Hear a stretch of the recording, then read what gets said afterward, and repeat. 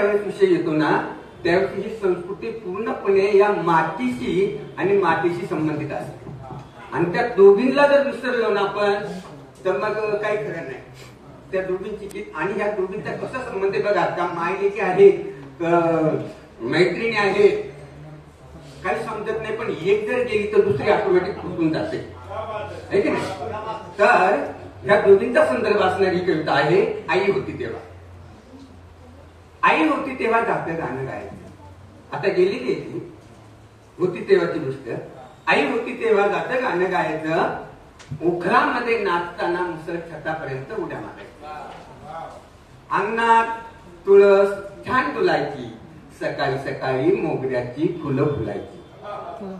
स्वयंपाकघराची मलकट धुरकट खिडकी गोड हसायची. अंगणात चिमण्यांचे थवे उतरायचे. अंगणही त्यांच्यासाठी पाय पसरून आईसपैस बसलायचं. एखादं चुकार चिमणीचं बाळ दुरूनच टुकू टुकू आईकडे बघायचं. आईनं कौतुकानं त्याच्याकडे पाहिलं की त्याच्या पंखात बळ यायचं. खुदकन हसल्यासारखं पिल्लू भुटकन उडायचं. आई पोटावरची झोळी पाठीवर घट्ट बांधायची. तरीही झोळीतल्या मला ती दोन्ही हातांनी सावरून धरायची. अशा वेळेस वाटीतला काठाही ती हळवारपणे बाजूला सारायची. मला कडेवर घेऊन पाण्याला जायची. पाठीवर बांधून शेतात काम करायची. मातीचं आणि मातीचं छान जमायचं. दिवसभर त्या एकमेकीशी हितगुज करायच्या. त्यांचं बोलणं मात्र कधीच कुणाला नाही करायचं. शेवटी आईनं इथली सगळी आवरावर केली.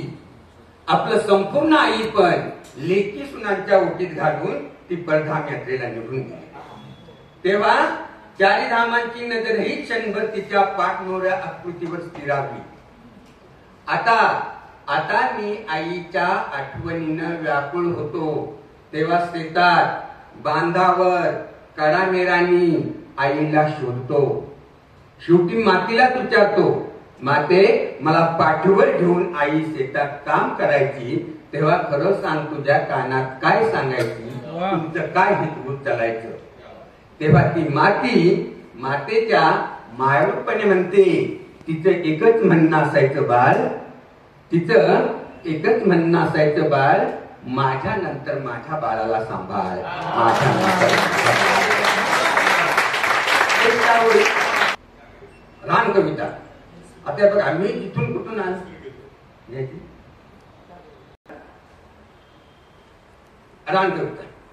रान कविता म्हणजे साधी गोष्ट नाही भाऊ. रान कविता म्हणजे साधी गोष्ट नाही. इथं जगण्यासाठी जीवाचं रान करावं लागतं. इथं जगण्यासाठी जीवाचं रान करावं लागतं हे माहीत असूनही जीव जडावा लागतो रानावर. हंडाभर पाण्यासाठी रानोमाळ भटकून शेवटी कडे कपारी मंदीही डोकावून पाहावं लागतं.